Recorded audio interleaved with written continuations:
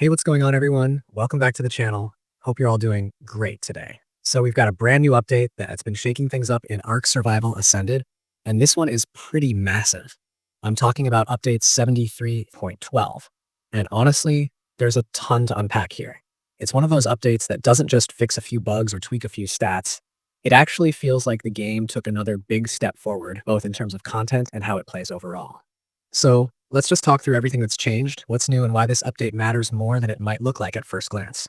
First off, the big headline everyone's talking about. Valguero Ascended is finally here. That's right. The full remastered version of Valguero has officially made its way into ARK Survival Ascended, and wow, it looks absolutely stunning. If you remember the original Valguero from the old ARK days, you'll probably have some nostalgia kicking in, but this isn't just a visual refresh. This is a full-blown upgrade. The lighting, the terrain detail, the environmental effects, everything just feels so much more alive now. Even the fog and weather systems feel more natural, like you're actually part of a living, breathing ecosystem.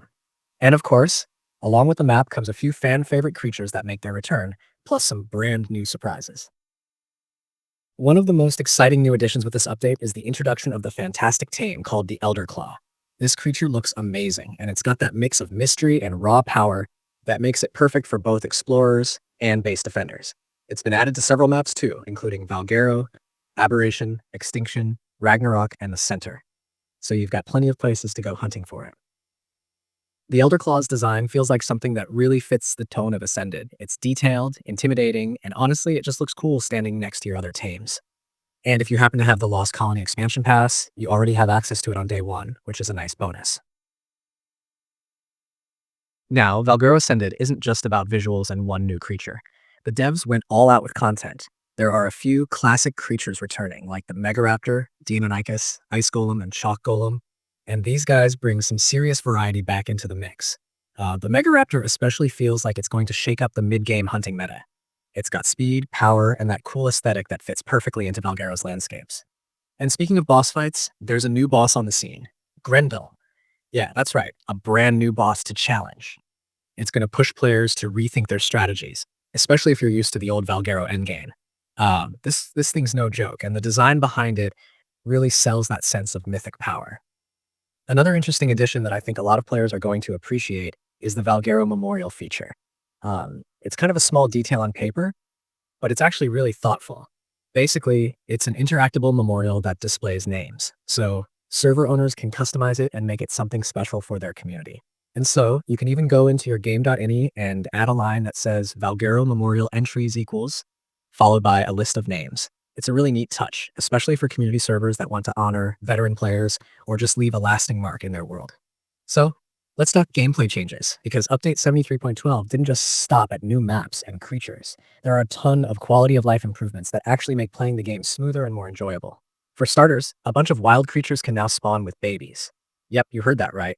Wild baby versions of species like Argentavis, Dimorphodon, Griffin, Pteranodon, Quetzal, Snow Owl, Tapahara, Vulture, Maywing, Managarmr, Yeeling, and Hesperornis can now appear naturally in the wild. It makes the world feel so much more alive. Instead of just seeing adult creatures everywhere, now you'll come across family groups, which adds this cool layer of realism that ARK's world has always kind of hinted at, but never fully delivered until now. They've also made some smart UI changes. For example, the structure list has been cleaned up and consolidated with the clipboard and hammer. That might sound small, but if you've spent hours building bases like most of us have, you know how annoying it can be to scroll through pages of items or deal with duplicate variants cluttering the menu. This change makes base building a lot smoother and less frustrating.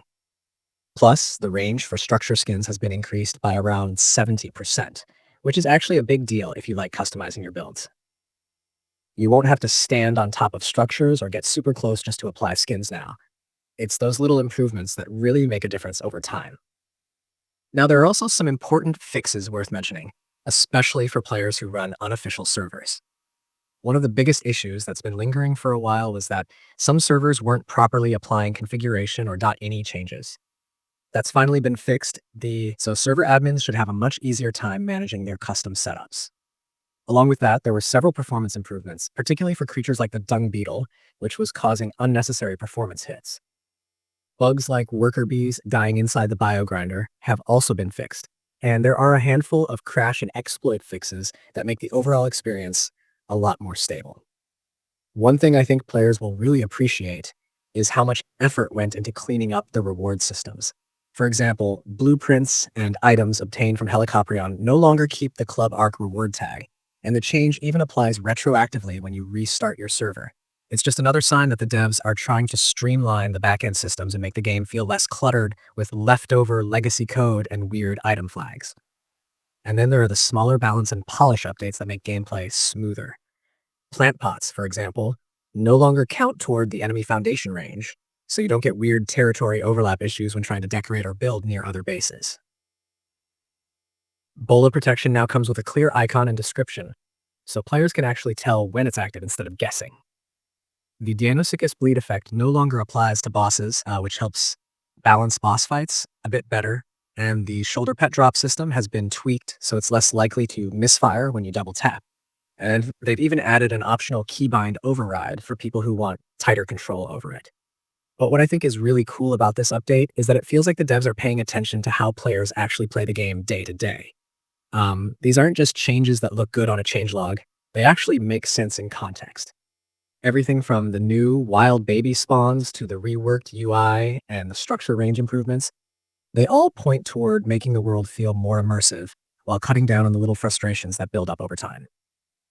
It's the kind of patch that shows they're not just throwing new content at us, they're refining the experience. So if you're a player, here's what you should be doing after updating. Make sure to back up your saves, especially if you're on a dedicated or unofficial server. Update your mods because some of them are bound to need adjustments after this patch. Restart your servers after applying the updates so all the retroactive fixes take effect. And if you're transferring creatures or ascending, make sure you exit companion mode first, because transfers might not behave correctly otherwise. And if you're running Valguero servers, don't forget to play around with the new memorial entries. It's a cool little feature that could add some personality to your world. Overall, Update 73.12 feels like a big moment for ARK Survival Ascended. It's not just a flashy new map drop, it's a reminder that the devs are really committed to refining this new generation of ARK.